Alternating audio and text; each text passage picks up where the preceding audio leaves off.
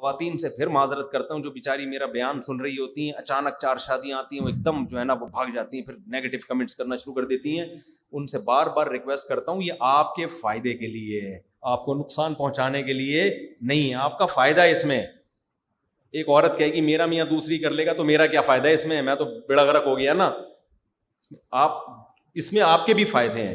مرد کے لیے عورت کی خامیاں برداشت کرنا آسان ہو جاتا ہے, طلاق کا ریشو کم ہوگا اس سے, اور اگر طلاق ہوئی بھی تو طلاق کے بعد عورت کو نقصان کم ہوگا. ابھی ایک لبرل انٹی کا ایک پوری ویڈیو آئی ہے لبرل انٹی کی, کسی لوگوں نے مجھے بھیجی کیونکہ وہ 4 شادیوں کے خلاف تقریر کر رہی تھی. وہ تقریر میں کیا کہتے ہیں, وہ کر کے فارورڈ کر کے چلا دیتے ہیں. ایسے میں چلا رہا ہوں یہ تاکہ اصل ٹاپک ہمارا رہ نہ جائے. وہ لبرل انٹی نے بیان دیا, وہ مبہم طور پہ کہہ رہی میں کہ اسکالرس کو بہت سنتی ہوں, بہت اچھے بیان کرتے ہیں, لیکن یہ بات شاید میرے بارے میں کہہ رہی ہوں, لگے ایسا ہی رہا تھا, اب واللہ عالم. انہوں نے کہا دیکھیں ہمارا معاشرہ, اچھی بات ان کی یہ تھی کہ اسلام کو برا بلا نہیں کہا, یہ اللہ کا بڑا فضل ہو گیا کہ اسلام نے 4 شادیوں کی اجازت دی ہے, اور یہ کہا کہ لڑکیوں کا گروتھ ریشو زیادہ ہے, لڑکے کم ہے وغیرہ وغیرہ, تو کہاں جائیں گے. لیکن آگے لیکن کر کے نا سارا بیڑا غرق. لیکن انہوں نے کہا کہ دیکھو یہ دور وہ نہیں ہے جو صحابہ کا دور تھا. انہوں نے کہا ہمارے ہاں عورت کو طلاق ہوتی ہے تو وہ تو بیچاری برباد ہو جاتی ہے, تو یہ نہیں دیکھنی کہ برباد کیوں ہوتی ہے, اس لیے تو ہو رہی ہے کہ 2-3 شادیوں کا رواج نہیں ہے, ورنہ طلاق ہو تو ڈیمانڈ بڑھی ہوئی ہو. جیسے ہی ڈیورس ہوئی ہے 10 بندے لائن میں کھڑے ہوئے ہوں گے کہ ہم نے کوئی کہہ رہا ہوگا میں نے پہلی کرنی ہے, کوئی کہہ رہا میں نے دوسری کرنی ہے, کوئی کہہ رہا میں نے تیسری کرنی ہے. تو طلاق کے بعد جو عورت کا بیڑا غرق ہو رہا ہے نا, وہ اسی وجہ سے ہو رہا ہے کہ مردوں کو زیادہ کی اجازت نہیں ہے. اچھا, ان خاتون نے بھی کہا مردوں میں آج کل صلاحیت نہیں ہے, ایک بیوی پالی نہیں جا رہی, 2-4 کہاں سے پالیں گے. کچھ لوگوں میں تو ہے نا, سارے تھوڑی ایسے ہو گئے, تو وہ کچھ لوگ کر لیں باقی نہ کریں. اب ہمیں کیسے پتا چلے گا یہ چند لوگ صلاحیت والے ہیں, باقی سارے کیا ہیں, ان میں صلاحیت والے کون ہیں اور بغیر صلاحیت والے کون ہیں, یہ سوال پیدا ہوتا ہے کہ ہمیں پتہ کیسے چلے گا. تو ہمیں پتہ چلانے کی ضرورت نہیں ہے.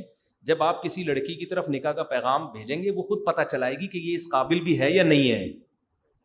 نہیں یہی بات سمجھ لو. جیسے آپ پہلی شادی کے لیے جب پیغام بھیجتے ہیں تو باصلاحیت ہوتے ہیں تو رشتہ ملتا ہے, نہیں ہوتے تو روڈے ناپتے رہتے ہیں. تو یہ باصلاحیت کیا لیبارٹری ٹیسٹ ہوتا ہے آپ کا, یا گورنمنٹ یا نیب والے بتاتے ہیں؟ یہ لڑکی والے خود تحقیق کرتے ہیں, اڑوسیوں سے, پڑوسیوں سے, خاندان سے, جاب سے, صحت سے, ساری چیزیں دیکھ کے وہ فیصلہ کرتے ہیں کہ اس کو بیٹی دینی ہے کہ نہیں دینی. یہی وجہ ہے کہ جو نااہل ناکارہ ہیں وہ چاہتے 4 ہیں, ہوتی ان کی ایک بھی نہیں ہے. تو جو بہت زیادہ اہل ہوں گے 4 انہی کی ہوں گی, کیونکہ دوسری پہ جب دیں گے نا تو لڑکی والوں کا معیار اور زیادہ بڑھ چکا ہوگا. کہیں گے یار ایک تو دوسری پہ دے رہے ہیں تو تمہارے اندر تو سرخاب کے پر لگے ہوئے ہوں گے تو دیں گے, ورنہ نہیں دیں گے.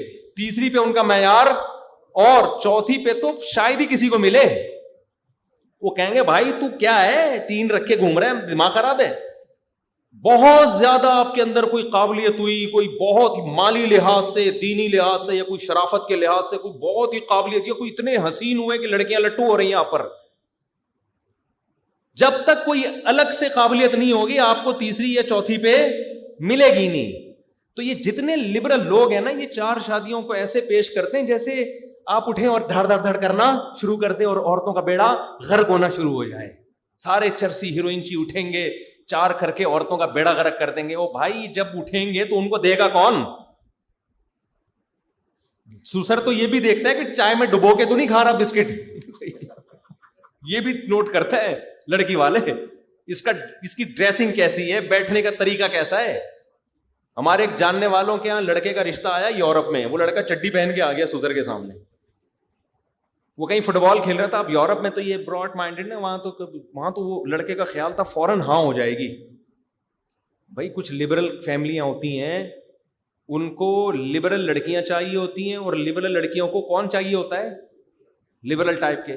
تو وہ لڑکا نا جاگنگ کر رہا تھا یا فٹ بال کر رہا تھا, اس کو پتا چلا لڑکی والے آئے ہیں, اس نے کہا لبرل قسم کے ہوں گے, میں جتنا کم پہن کے جاؤں گا وہ اس سے بہت زیادہ متاثر ہوں گے. بعض لوگ نا خامخواہ کی شوبازی میں آ جاتے ہیں. ہمارے ایک دوست تھے, اگر زندہ ہیں تو اللہ ان کی عمر برکت دے, انتقال ہو گیا تو اللہ مغفرت فرمائے.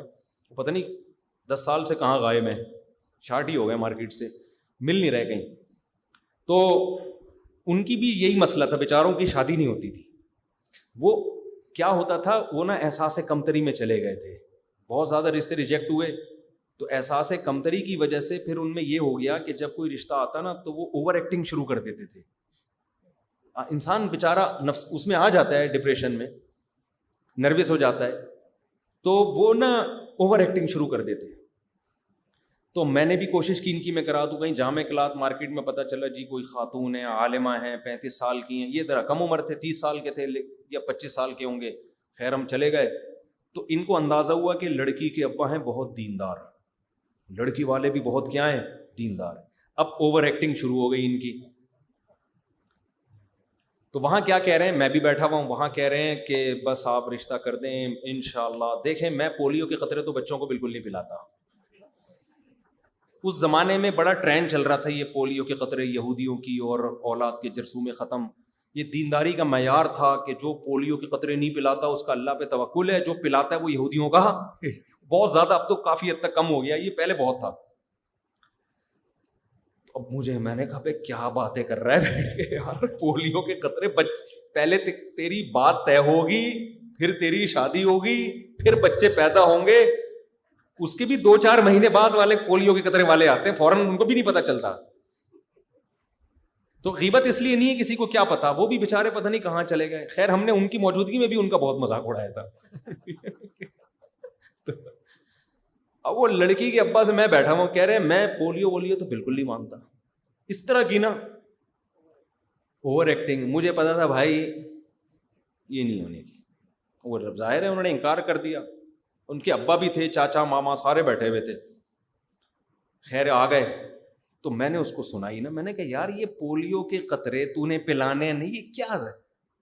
اب میں اس کو جب سمجھا رہا ہوں تو بجائے اس کے کہ وہ کہے کہ آئندہ احتیاط کروں گا, الٹا مجھ پہ غصہ ہو رہا ہے کہ تمہیں تو آپ کو تو میری ہر بات پہ اعتراض ہے, بولنے بھی نہیں دیتے. الٹا غصہ ہونے لگا مجھے, بے تکلف دوست تھا. خیر پھر ایک دن کیا ہوا, ہم نے پھر ایک رشتے کا انتظام کیا. اب وہ کہیں اسٹیٹ ایجنسی میں بھی بیٹھا کرتے تھے, اپنا آفس نہیں تھا, کسی کے آفس میں بیٹھتے تھے.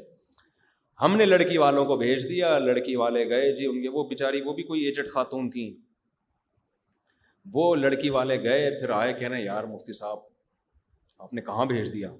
میں نے کہا کیا ہوا. کہتے ہیں ہم لوگ گئے ہیں, وہ نا میز پہ ٹانگ رکھ کے بیٹھے ہوئے تھے ہمارے سامنے, اور سگریٹ پہ سگریٹ پیے جا رہے ہیں اسٹائل. اللہ بچائے بھائی, کوئی ڈر بھی لگتا ہے, کسی کا مذاق نہیں اڑانا چاہیے, لیکن یہ انسان کا ساتھ ہوتا ہے جب مسلسل ریجیکٹ ہو رہا. حالانکہ اچھے بھلے آدمی تھے, لیکن پتہ نہیں قسمت, تو وہ نروس ہو جاتا ہے نا انسان. تو یہ ہو گئی تھی ان کی حالت. اچھا بھلا آدمی تھا, لیکن اپنے اسٹائلوں کی وجہ سے مار کھا جاتے تھے. تو میز پہ ٹانگ رکھ کے بیٹھے اور سگریٹ پہ سگریٹ. تو داڑھی واڑی بھی تھی ماشاء اللہ. اب داڑھی پہ تو سگریٹ ویسے ہی, یا تو تم اتنے لبرل بن جاؤ کہ پینٹ پہن کے بیٹھو یار یہاں پہ. تو وہ لڑکی وہی ہوا کہ انہوں نے کہا یار, ہم نے جب ان سے پوچھا کہ آپ کیا کرتے ہیں, تو وہ ہمیں کہنے لگے آفس میں بیٹھا ہوں اس اسٹائل میں. اندازہ لگا لو, مطلب یہ کچھ تو ہمارا اس آفس میں. تو وہ اسٹائل انہوں نے اس لیے بنایا تھا بھرم میں لے آنے کے لیے نا, کہ یار ایسے جب کسی آفس میں ٹانگ پہ کوئی بندہ میز پہ ٹانگ رکھ کے بیٹھتا ہے تو اس کا مطلب گویا باس وہی ہے اس آفس. میں نے اس کو بولا, میں نے کہا اس طرح تو جو اوریجنل باس ہے وہ نہیں بیٹھتا. اور اس زمانے میں زیادہ کیمرے ویمرے ہی لگے ہوتے تھے. مجھے خیال ہوا میں اس کو بولوں کہ ابھی یہ تیرے سچی مچی کے باس نے دیکھ لیا نا, رشتہ تو گیا, جاب بھی جائے گی تیری. بولے کہ تو باپ ہے کیا اس طرح سے بیٹھا ہوا ہے. تو وہ یورپ میں کیا ہوا کہ وہ ان کا خیال تھا کہ بڑی لبرل کوئی ہوں گے فیملی, جب میں چڈی میں جاؤں گا تو کہیں گے یار ایسا براڈ مائنڈیڈ ہمیں آدمی چاہیے, براڈ مائنڈیڈ, کپڑوں پڑی کی ٹینشن ہی نہیں ہے, بالکل ہنستا کھیلتا چہکتا. اور جو دقیانوس قسم کے ہوتے ہیں وہ تو ہر وقت ٹینشن دیتے ہیں نا, بیگم کو بھی ٹینشن, بیگم یہ پراپر ڈریس پہنو, یہ کیا سلیو لیس کپڑے پہن کے گھوم رہی ہو, کیا گلے میں دوپٹہ, یہ دوپٹہ سر پہ رکھنے کی چیز ہے, گلے پہ رکھنے کی, وہ تو ٹینشن دیتا رہے گا نا. اس سے کیوں بات کر رہی تھی, وہ تمہارا کیا لگتا ہے. یہ سارے ٹینشن دیندار گھروں کے ہوتے ہیں. وہ بیگم ادھر ہنس ہنس کے بات کر رہی ہے, آدمی کو غصہ آ رہا ہے, تیرا کیا لگتا ہے جو تو اس سے اتنا ہنس ہنس کے بات کر رہی ہے. تو عورتیں چاہتی ہیں یہ ٹینشن ہمیں نہ ملے. مرد بھی چاہتا ہے ہم سے بھی بیوی نہ پوچھے کہ تم اس سے آنٹی سے کیوں ایسے باتیں کر رہے ہو. تو لوگ چاہتے ہیں ہم بالکل ٹینشن فری زندگی گزاریں, پھر ایسا فری ہوتے ہیں کہ اللہ کی پناہ. تو وہ صاحب چڈی پہن کے ہی بھاگتے ہوئے آ کے بیٹھ گئے. تو وہ لڑکی والوں نے مجھے بتایا, کہہ رہے یار عجیب پاک بےہودہ آدمی ہے یار اس کو تمیز نہیں ہے. ہمارے ہاں جب رشتے والے آئیں تو لڑکا پہلے کبھی زندگی میں نہ نہایا ہو, اس دن سروس اسٹیشن جا کے سروس کروا کے آتا ہے.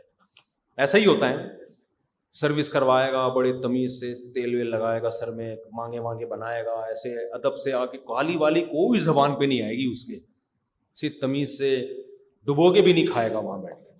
تو چائے میں چینی نہیں ڈالے گا, کیونکہ جتنے بھی بڑے لوگ ہیں نا سب کو شوگر ہوتی ہے, خوب سمجھ لو. غریب آدمی گڑ کے ڈھلے کھا جاتا ہے, اس کو شوگر نہیں ہوتی. تو یہ بھی ایک گھٹیا ہونے کی ایک علامت ہے کہ آپ کو شوگر نہیں ہے. یعنی آج کل نا یہ تو جو ہوتے ہیں نا بالکل ہی نیچ خاندان کے لوگ, وہ گڑ کی چائے پی رہے ہوتے ہیں, گڑ کھا رہے ہوتے ہیں. مالداروں میں یہ ہے کہ بھائی چینی نہیں کھانا ہے, ایکچولی صاحب کو شوگر ہے. غریبوں کی بیماریاں ہوتی ہیں نزلہ زکام کھانسی, مالداروں کی بیماری ہے ایڈز, کینسر, ٹھیک ہے نا, شوگر بہت ہائی ہے. ہمارے حضرت فرمایا کرتے تھے, حضرت کے تو ہر طرح کے لوگوں سے تعلقات تھے نا, فرماتے تھے کہ اکثر میں نے مالدار دیکھے ہیں صبح و شام گولیاں فیشن کے طور پہ کھا رہے ہوتے. صاحب کی صبح کی ٹیبلٹ یہ ہیں, دوپہر کی ٹیبلٹ یہ ہیں, شام کی ٹیبلٹ یہ ہیں, یہ روٹین کا حصہ ہوتی ہیں.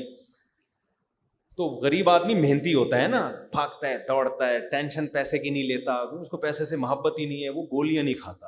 جہاں پیسہ آیا ٹینشن آ گئی, اس ٹینشن سے شوگر ہے, ایک چمچ چینی کا ہضم نہیں ہو رہا, اور غریب آدمی گڑ کے ڈلے کھا رہا ہے. تو اب وہ غریبوں کے گڑ کھانے کی وجہ سے گڑ بدنام ہو گیا ہے. اب گڑ کی چائے اگر آپ نے جا کے پی لی نا رشتے والوں کے ہاں, میں حلفیہ بول سکتا ہوں میں کہ کبھی بھی آپ کا رشتہ قبول, آپ ٹرائی تو کر کے دیکھو. لڑکی والوں نے کہا چائے لے کر آئے, چینی کتنی رکھیں آپ نے, گڑ ڈال جائے, کبھی بھی نہیں دیں گے اگر پڑھے لکھے لوگ ہیں. بولے یار یہ پینڈو پتہ نہیں کہاں سے اٹھ کے آ گیا, حالانکہ تو صحت کی علامت ہے یار. خیر کہاں سے کہاں بات چلی گئی. تو وہ جو خاتون کہہ رہی تھی نا مرد کرتے رہیں گے نا اہل, تو بھائی نا اہل کو لڑکی والے خود چیک کریں گے کہ یہ اہل ہے بھی یا نہیں ہے. ایسے ہی نہیں ہو جائیں گی. جب یہ عملی طور پر ہوگا تو زیادہ تر اہل لوگ ہی اس میں کامیاب ہوں گے, اور عورت کا فائدہ ہوگا کم تر گھرانوں کی عورتیں